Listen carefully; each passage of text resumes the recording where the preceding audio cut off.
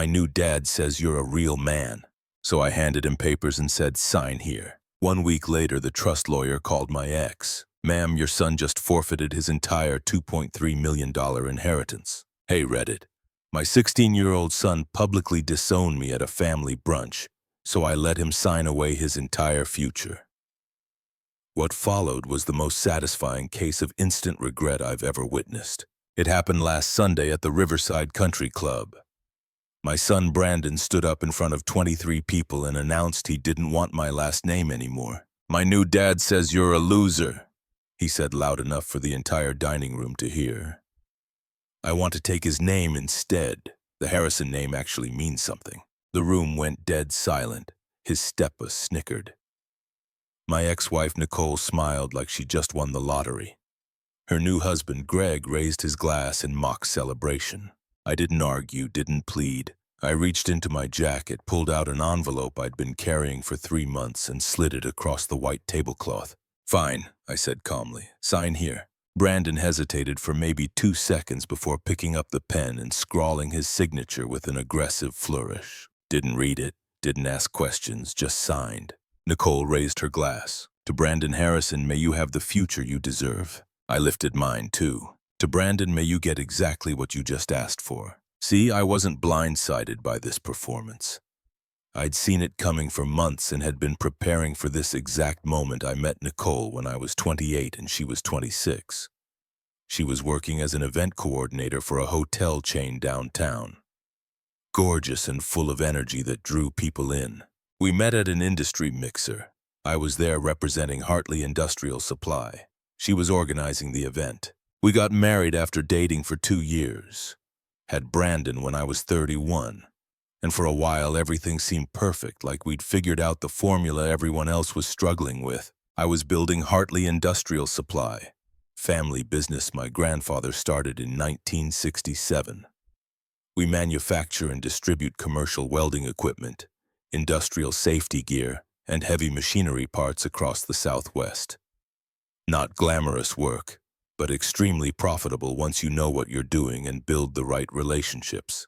By the time Brandon was born, the company was pulling in about $8 million annually. I was working 80-hour weeks managing 3 warehouses across Arizona and Nevada, personally handling our biggest accounts because our sales team couldn't close deals without messing up the pricing or making promises we couldn't keep. Nicole stayed home with Brandon, which was her choice and one I supported. We had a nice house in a good neighborhood, 4 bedrooms, pool in the backyard, the whole suburban dream. Took vacations twice a year, never worried about money. Brandon went to private school starting in kindergarten, had every advantage a kid could want. But somewhere around year 10 of our marriage, Nicole decided this life wasn't enough. Started complaining I worked too much, that I cared more about welding equipment than our family, that I was always at the warehouse instead of home for dinner. Never mind that the welding equipment paid for the house, the car, the private school, the vacations, and the lifestyle she'd become very accustomed to. Never mind that I was building something substantial that would set our family up for generations. The real issue, she'd been having an affair with Greg Harrison for at least 8 months before I found out Greg runs a tech startup that's been about to go public for 5 years. One of those companies that's always 6 months away from the big breakthrough. Always pivoting to a new market. Always one funding round away from profitability. Lots of venture capital funding. Fancy office space in a trendy building downtown. Ping pong tables and free snacks and exactly 0 profits. But he drives a leased Tesla, wears expensive suits from brands I'd never heard of, and talks about disrupting markets and changing paradigms at cocktail parties. He's got the vocabulary down. Synergy, scalability, market penetration, revolutionary approach, all the buzzwords that make people think you're doing something important. Nicole was impressed. I was not. I found out about the affair when Brandon was 9. Came home early from a supplier meeting in Phoenix and found Greg's Tesla in our driveway at 2 p.m. on a Tuesday. Found them in our bedroom. The bedroom I paid for in the house I bought. The divorce was ugly. Nicole wanted 50% of everything. full custody of Brandon, the house, and $6,500 monthly support payments. Her lawyer was aggressive, filing motions left and right, trying to paint me as an absent workaholic father who cared more about business than family. My lawyer was better. Cost me $85,000 in legal fees, but he was worth every penny. We settled after 9 months of legal warfare that made Thanksgiving dinner at my uncle's place extremely awkward. She got the house. I didn't fight her on it because I didn't want Brandon uprooted from his school and neighborhood. I kept the business free and clear, which was the part that really mattered. Joint custody, Brandon with her during the week, with me on weekends, and summer support payments at $4,200 monthly until Brandon turned 18. All college expenses split 50-50 to be determined based on where he got accepted and what scholarships he earned. What she didn't get, what her lawyer fought like hell to access but couldn't touch, was the family trust. That stayed locked down tight under my control as sole trustee. The Hartley Family Trust was established by my grandfather in 1972 after the business really took off and he started making serious money. Smart man, my grandfather. He'd watched too many family businesses get torn apart by divorces, bad marriages, and kids who thought money grew on trees and would last forever. The trust holds about $2.3 million in assets. Commercial real estate, diversified investments, life insurance policies, and controlling shares in Hartley Industrial Supply. It's structured so that direct descendants who maintain the Hartley name get access when they turn 25, with full distribution at 30. My grandfather built in protections after watching his own brother's family implode during a messy divorce. Spouses can't touch it. Doesn't matter if you're married for 50 years, the trust stays with blood relatives. Creditors can't touch it. It's protected from lawsuits and bankruptcy. And this is the important part that becomes relevant later. If a descendant voluntarily renounces the family name, they forfeit all claims to the trust forever. No appeals, no second chances, no takes-backs. When my parents died in a car accident 7 years ago, drunk driver hit them head-on Highway 17. I became sole trustee. Brandon was the only direct descendant in his generation, which meant eventually that entire $2.3 million would be his when he turned 25, plus whatever the business was worth when I retired, which conservative estimates put it another $4 to $5 million. Nicole knew about the trust. She'd tried multiple times during the divorce to get access to it, or at least get it counted as marital assets when calculating the division of property.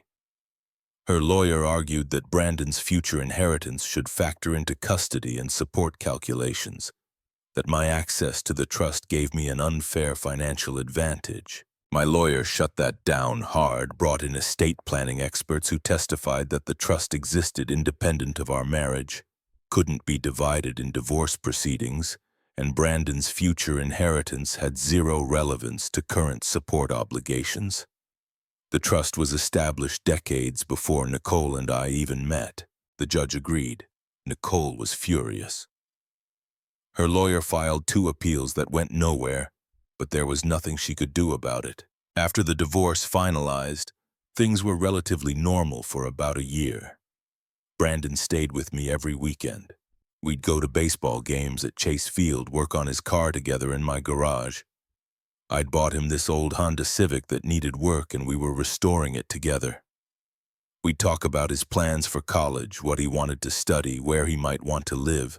He wanted to study engineering, maybe come work at the company eventually. We'd talk about different types of engineering, mechanical, electrical, industrial, and how they all played roles in manufacturing. He seemed genuinely interested in understanding how things worked, how they were built. Then Nicole married Greg and everything changed. The change in Brandon was gradual but relentless, like watching a plant slowly die from root rot. First, it was small stuff. He started copying Greg's haircut, this overly styled thing that required expensive product and looked ridiculous on a teenager. The kind of haircut that works on a 40-year-old executive trying to look younger, but makes a 15-year-old look like he's playing dress-up. Then the clothes changed. Suddenly, he needed designer hoodies that cost $200, limited edition sneakers that cost $300 a pair, and required entering online raffles to even have a chance to buy brands I'd never heard of, but apparently were essential for his image. Greg says, "Presentation matters." Brandon told me when I questioned why he needed $300 shoes for school. Successful people invest in their image.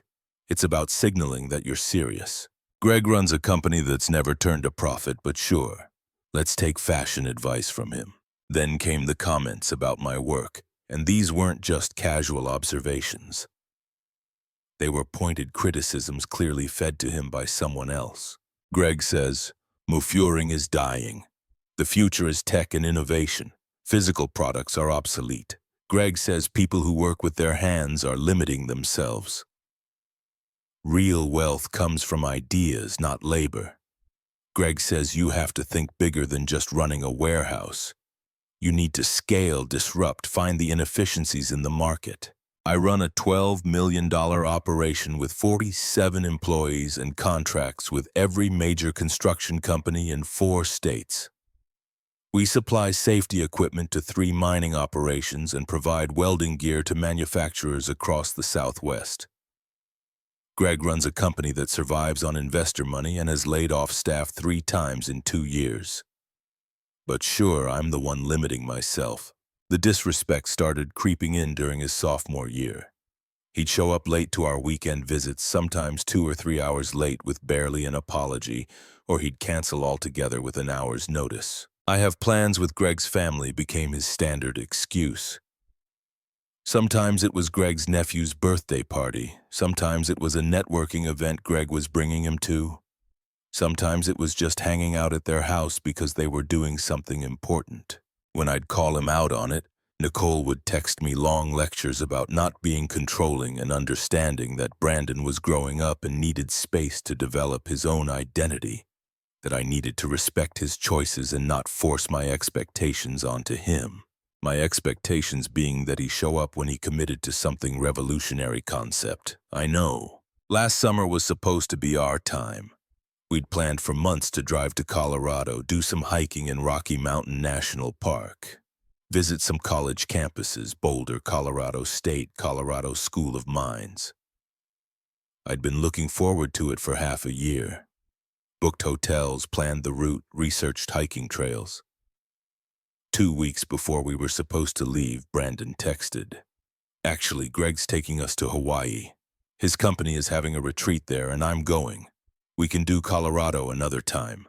Another time never came. I spent that week working extra hours at the warehouse, reorganizing the inventory system because what else was I going to do? By fall of his sophomore year, the contempt was barely hidden anymore. He'd correct me in public, rolling his eyes when I'd talk about work or explain something.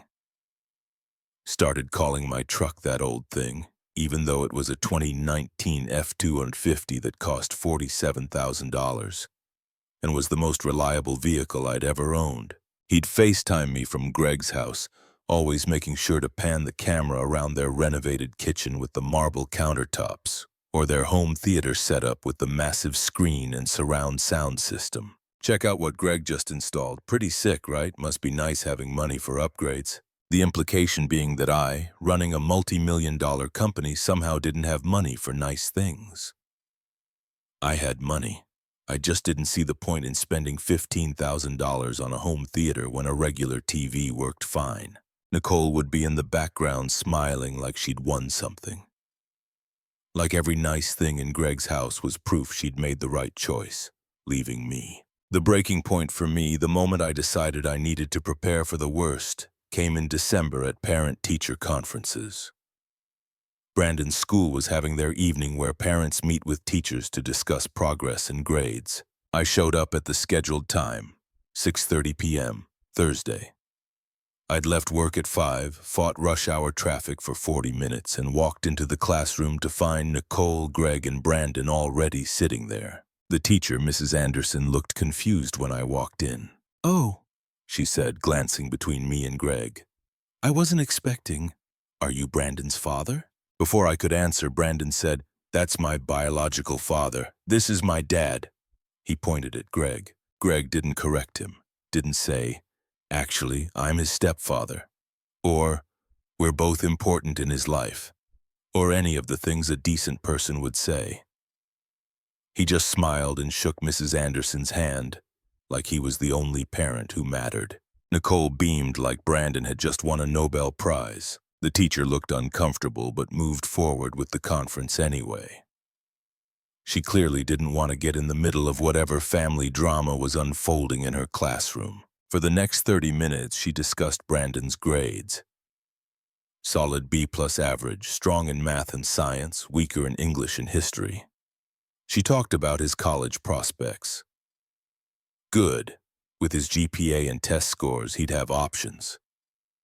She mentioned his future plans. Apparently, Greg had been mentoring him on entrepreneurship and business development.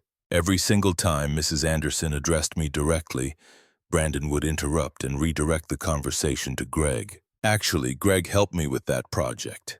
Greg explained that concept to me. Greg thinks I should focus on business classes instead. I sat there for 30 minutes being systematically erased from my son's life, while his mother and stepfather nodded approvingly. On the drive home, alone in my truck, I called my estate attorney. William Patterson has been the family lawyer since my grandfather's time. He's 67 now, semi-retired, but still handling the Hartley family business because, in his words, your grandfather saved my life once, and I'll never stop repaying that debt. The story there is that my grandfather gave William's father a job during the recession of the early 80s when no one else would hire him. That job kept the Patterson family afloat, put William through law school, and created a loyalty that's lasted 40 years. When I explained what I wanted to do, William was quiet for a long moment. I could hear him breathing on the other end of the line, thinking. "Jonathan," he finally said, "you're sure about this? Once Brandon signs, it's permanent. The trust language is ironclad. Your grandfather made sure of that. There's no reversal clause, no forgiveness provision, no way to undo it. I'm sure. If he wants to walk away from this family, he can walk away from everything that comes with it. And if he comes back later, years from now, realizes what he gave up, then he'll have learned a valuable lesson about reading legal documents before signing them and thinking before making permanent decisions." William sighed. "All right, but I need to make sure you understand what you're doing. This isn't just about money. You're closing a door that can never be opened again. Brandon will never be able to access the trust, no matter what happens, even if he changes his name back, even if Nicole and Greg divorce, even if he comes crawling back admitting he made a mistake. The clause is absolute. I understand. And you're okay with that?" William. He stood in front of his teacher and said, "I'm not his father. He's been treating me like an inconvenience for 2 years. This isn't sudden.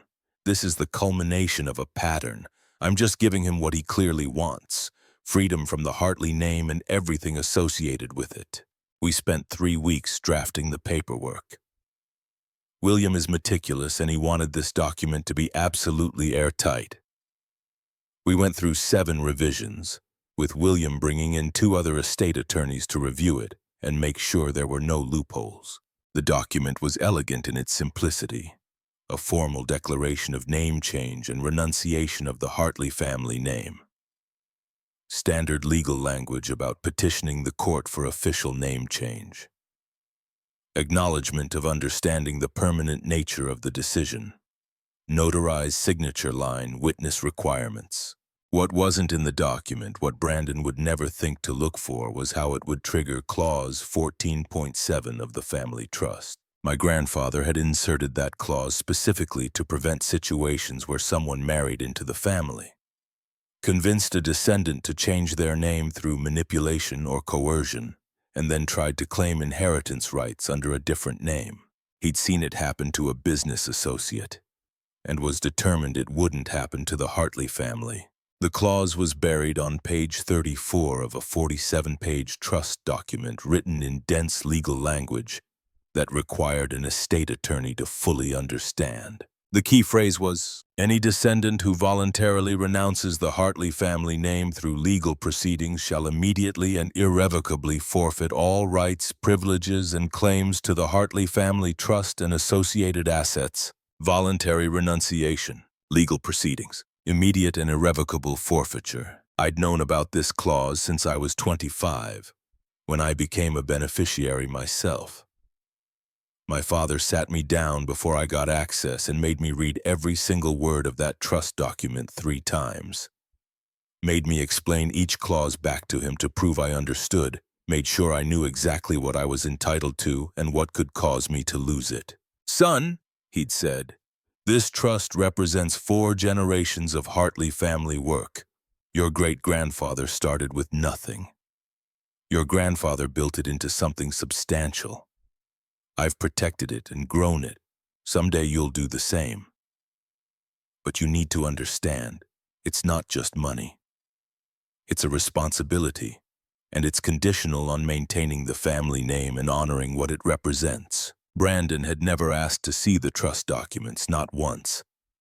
Never showed any interest in understanding how the family money worked or what he'd eventually inherit. Nicole had tried during the divorce, but gave up when her lawyer told her it was a waste of time and money to fight it. Greg definitely didn't know anything about it. He assumed all family money was fair game, regardless of whose name was on the trust. William prepared 3 copies of the renunciation document. One for my records, one for Brandon to keep, one for the trust file. He also prepared a detailed memorandum documenting the execution of Clause 14.7 to be filed immediately upon Brandon's signature. "You'll need witnesses," William advised. "The more credible, the better. This needs to be airtight if anyone challenges it later, which they will." "Don't worry," I told him. "I know exactly when and where this is happening." The beautiful thing about William's work was how clean everything was. No loopholes, no gray areas, no room for creative interpretation. The renunciation document did exactly what it said on the first page, allowed Brandon to legally petition for a name change from Hartley to Harrison. What it didn't mention anywhere in the document itself was the automatic trigger built into the trust that had existed for 50 years. We weren't hiding anything. The trust documents were public record if anyone bothered to look. We were just letting Brandon make an informed choice about whether to read legal documents thoroughly before signing them. Something every adult should do. Something I taught Brandon to do since he was 12. Always read contracts before you sign.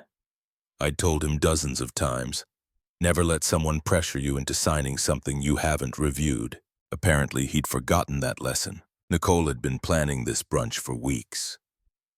It was supposed to be a celebration of Greg's company reaching a major milestone, which apparently meant they'd secured another round of Series C funding to cover their operational losses for 6 more months and delay the inevitable. She invited her entire extended family. 3 sisters, their husbands, their kids, Greg's parents and siblings, a few of their country club friends who'd been watching the successful blended family with admiration. 23 people total, gathering at the Riverside Country Club at 11 a.m. on Sunday for champagne brunch and celebration. I was invited too, probably because excluding me would have looked bad and raised questions. Or maybe Nicole wanted me there to witness her perfect new life with her successful husband and their happy blended family. Either way, the invitation came with a note. "Brandon would really like you to be there. This is important to him." Brandon texted me Friday night. "Brunch Sunday at Riverside. You coming?" "Wouldn't miss it," I replied. And I meant it. I'd been carrying those papers in my jacket for 6 weeks, waiting for the right moment. Public declaration seemed fitting. That Sunday morning, I dressed in my usual weekend attire. Nice jeans, button-down shirt, leather boots. I wasn't trying to compete with Greg's designer outfit or Nicole's expensive dress. I was comfortable being exactly who I was. A guy who built things, ran a successful business, and didn't need to prove anything to anyone. I arrived at 11:15, fashionably late. The group was already seated at a long table on the patio overlooking the golf course. Nicole at one end with Greg beside her, both of them holding court. Brandon next to them looking uncomfortable in a suit jacket that was definitely too expensive for a teenager. I took a seat at the opposite end, nodded to a few family members I recognized from past holidays, and ordered coffee when the server came by. For the first hour, everything was standard country club brunch material. People talking about golf handicaps, upcoming vacations to Cabo and Hawaii. Complaining about their contractors and landscapers, discussing whatever else wealthy people discuss over eggs Benedict and mimosas. Greg held court at his end of the table, explaining his company's revolutionary approach to cloud-based solutions for enterprise clients, using phrases like disrupting the B2B space and leveraging AI-driven analytics and creating synergistic partnerships. Half the table was nodding like they understood what any of that meant. I ate my omelet and checked work emails on my phone. One of our suppliers was having delivery issues, and I needed to coordinate with the warehouse manager about rerouting a shipment. Then Greg stood up and tapped his glass. I want to thank everyone for coming. We're celebrating not just our company's success, but family. He put his hand on Brandon's shoulder. This young man has become like a son to me. He understands what it takes to build something meaningful. Not just running an established business, but creating something new. The dig at me was clear. Nicole beamed. Brandon looked proud. In fact, Greg continued, Brandon and I have been talking about legacy, about what names really mean, and he's made a decision you'll all want to hear. Brandon stood up. I knew what was coming. My hand went to the envelope in my jacket. I've been thinking about who I want to be. Brandon started, voice shaky. The Harrison family represents the kind of future I want. He glanced at me, then quickly looked away. My biological father he's a good guy, but he's stuck in the past, working in manufacturing, living small. That's not who I want to be. A few people shifted uncomfortably. Nicole squeezed Greg's hand, tears forming. Greg has shown me what real success looks like. He's taught me more about business in 2 years than I learned in 16 years, so I've decided I don't want the Hartley name anymore. I'm changing my last name to Harrison legally. Greg is my real dad now. The silence was deafening. Greg hugged Brandon. I'm so proud of you, son. Nicole started crying happy tears. A few of Greg's relatives actually applauded. I calmly reached into my jacket and pulled out the envelope. Walked down to Brandon's end of the table, placed it in front of him, set my pen beside it with a soft click. Fine, I said evenly. Sign here. Brandon looked confused. What is this? Legal name change and renunciation documents. If you're serious, make it official right now. Greg picked up the papers and skimmed them. It's legit. Standard name change stuff. Nicole frowned. Why do you have these ready? I knew it was coming. I've been watching him pull away for 2 years, so...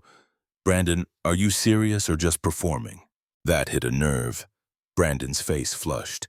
He grabbed the pen. I'm serious. Read it first, I suggested calmly. It's a legal document, has consequences. He skimmed maybe 3 sentences before signing with an aggressive flourish. There, done. I'm not your son anymore. I took the document and put it back in my jacket. Noted. Then I pulled out my phone and took a photo of the entire table. Documentation. You'll want to remember this day. I looked at Brandon.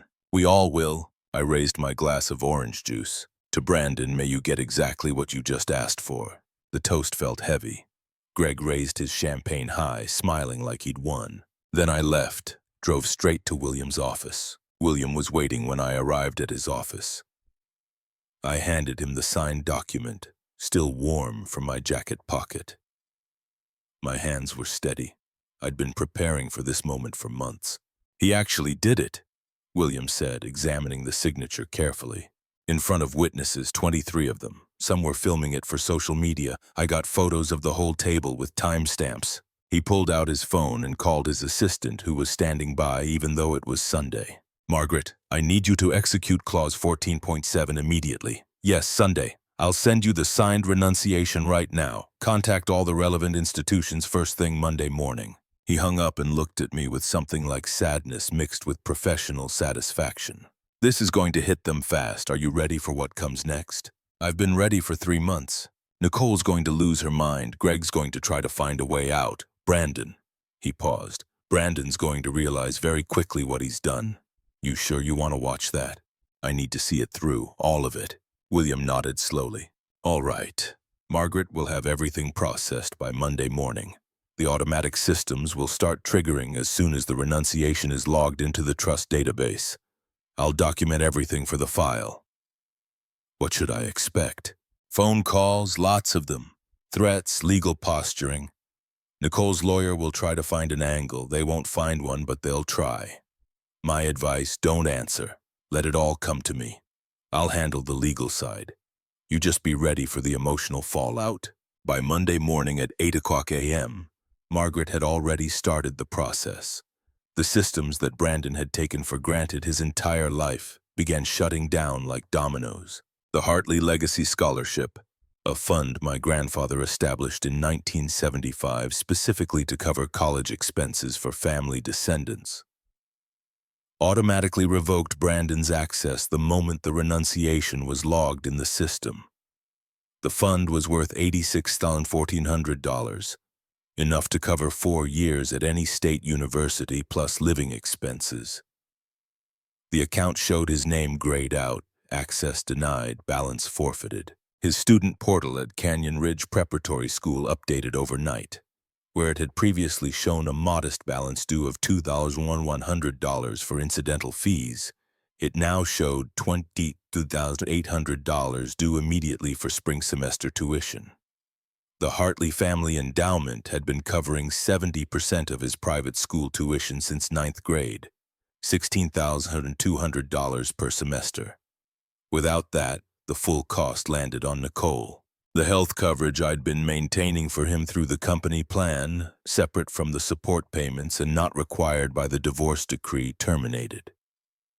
Not illegal since he was over 16, and my only obligation was through Nicole's policy per the divorce agreement.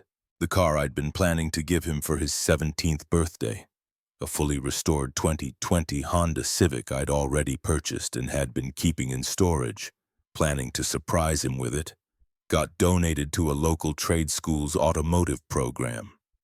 They'd teach underprivileged kids how to maintain and repair it. The seed money I'd promised him for his first business venture, $25,000 set aside in an account specifically earmarked for Brandon once he turned 21, meant to help him start whatever business he dreamed up, got redistributed back into the general trust fund. But the big one, the one that really mattered, his position as primary beneficiary of the Hartley Family Trust, vanished completely. That $2.3 million inheritance gone. The future ownership stake in Hartley Industrial Supply, worth an estimated $4.2 million, gone. The property rights, investment accounts, life insurance policies, everything tied to being a Hartley descendant. All of it gone with the stroke of his pen. By Tuesday afternoon, Nicole's phone rang. William recorded the call per standard legal protocol. He sent me the transcript later. William. Mrs. Harrison, this is William Patterson, legal counsel for the Hartley Family Trust.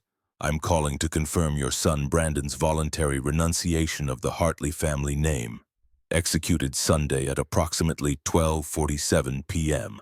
Nicole. Excuse me, what are you talking about? William. Your son signed legal documents formally renouncing the Hartley name. As a direct result, Clause 14.7 of the Hartley Family Trust has been executed. Brandon is no longer listed as a beneficiary. Nicole. That's insane. He's 16. That signature isn't legally binding. William. California law permits minors age 16 and older to petition for name changes with parental consent or judicial approval. Your son signed voluntarily in front of 23 witnesses, several of whom recorded the event. The renunciation is valid. Nicole. His college fund, his inheritance. Jonathan can't just take that away. William. Mr. Hartley didn't take anything. Your son voluntarily relinquished his rights by renouncing the family name. This is outlined in trust documents established in 1972, long before your son was born. Nicole. But he didn't understand what he was signing. William. According to multiple witnesses, Mr. Hartley explicitly told Brandon to read the document carefully. Brandon chose not to. That's not Mr. Hartley's responsibility.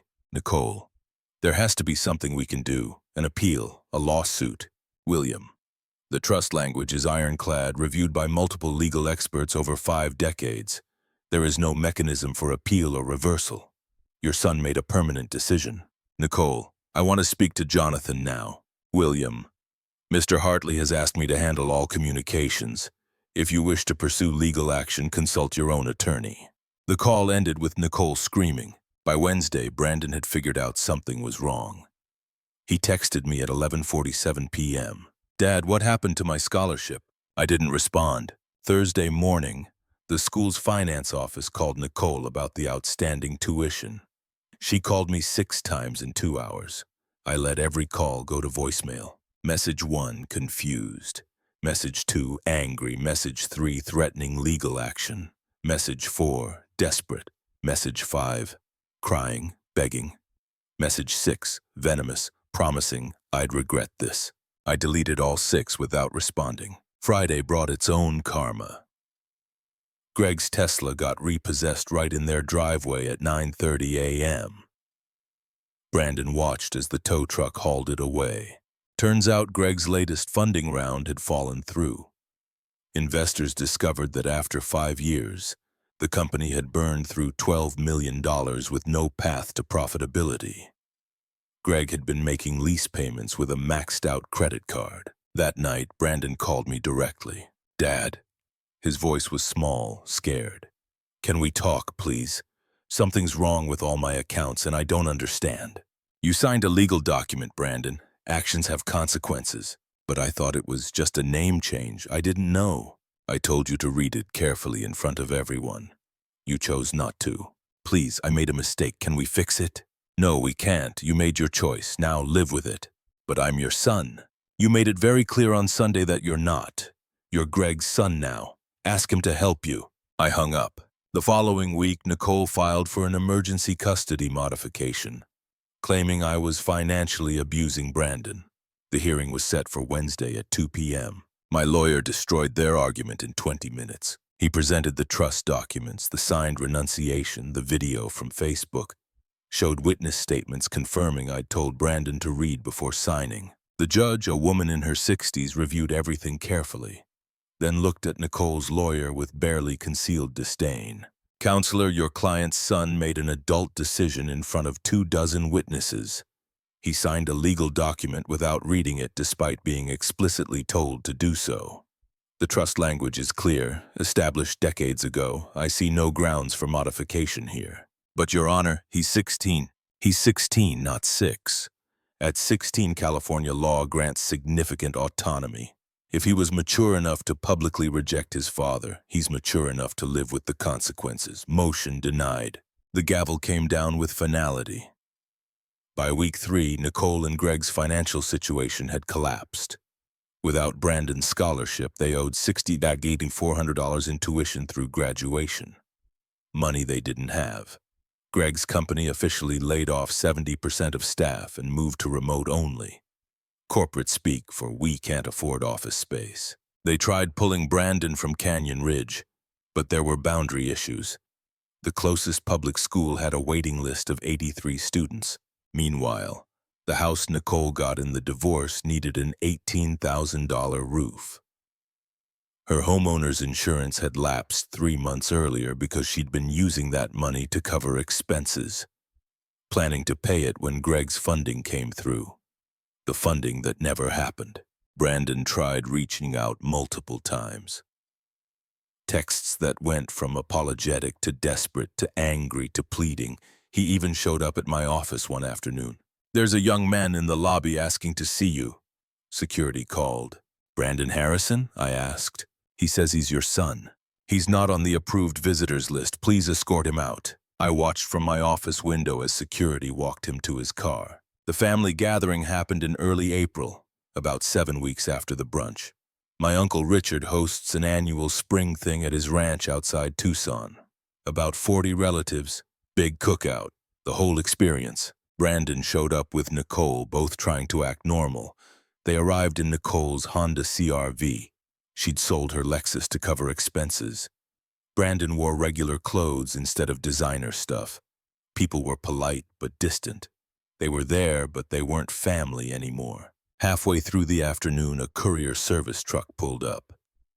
A guy got out and asked if Brandon Harrison was present. The entire gathering went quiet. "That's me," Brandon said, confused. The courier handed him a large manila envelope. Brandon stood there holding it while everyone watched. "Open it," someone said. Brandon tore it open. Inside was a detailed document on official letterhead from the Hartley Family Trust. He started reading. His face went white, then red, then white again. The first page was a cover letter. Hartley Family Trust. Official revocation notice. The second page itemized every single thing he'd forfeited. Hartley Legacy Scholarship Fund revoked. $86,400. Tuition endowment Canyon Ridge Prep revoked. $32,400 annually. Health coverage terminated. Vehicle allocation 2020 Honda Civic redistributed. Seed investment fund revoked. $25,000. Primary beneficiary status Hartley Family Trust revoked. $2,317,500. Future business ownership stake forfeited. Estimated $4.2 million. Additional property, investment, and policy rights revoked. Total forfeited value, $7,500 That night after the ranch, Greg finally broke his silence. Nicole told me this later through her lawyer. They were at dinner in their rental townhouse. Brandon was devastated, crying about losing everything. Greg was eating leftover takeout, scrolling through his phone. "Greg," Nicole said, "say something, help him." Greg looked up, shrugged. "Well, that's rough. But you'll figure it out, kid. Not we'll figure it out. Just you'll figure it out." Brandon looked at him with tears streaming. "But you said you'd treat me like your own son." "I did treat you like my own son," Greg replied, going back to his phone. "But come on, Brandon, you're not actually my responsibility. That's stuff with your family. That's between you and them. But you told me to change my name. I said if that's what you wanted, you should do it. Your choice, man, but the consequences, that's on you." Brandon saw it clearly for the first time. Greg had loved the idea of stealing another man's son, the ego boost, the symbolic victory. But now that it came with actual consequences, not so interesting anymore. Brandon had traded a father who'd given him everything for a man who'd given him nothing but empty words. The final piece came 2 months later. Brandon turned 17 in August and my child support obligation officially ended. That $4,200 monthly payment stopped. Nicole had been counting on that money. She called me at 9 p.m. Desperate. "Jonathan, please just keep paying support until he graduates just 1 more year. No, he's your son. He made it very clear he's not mine. I'm respecting his choice. Greg can't afford. That's not my problem. You chose him. Brandon chose him. Live with it. And we're going to lose the house." "Then you should have thought about that before encouraging our son to publicly disown me for a guy with a leased Tesla and a failing startup." I hung up. They sold the house in September, moved into a rental townhouse in Tempe. Brandon had to switch schools mid-semester to Gilbert High because of district boundaries. Greg's company filed for Chapter 7 bankruptcy in October. Complete liquidation. Greg found work as a project manager at someone else's startup, making about $85,000, a quarter of what he'd claimed before. The Tesla was long gone. He drove a 2014 Toyota Camry now. Brandon tried reaching out one final time in November.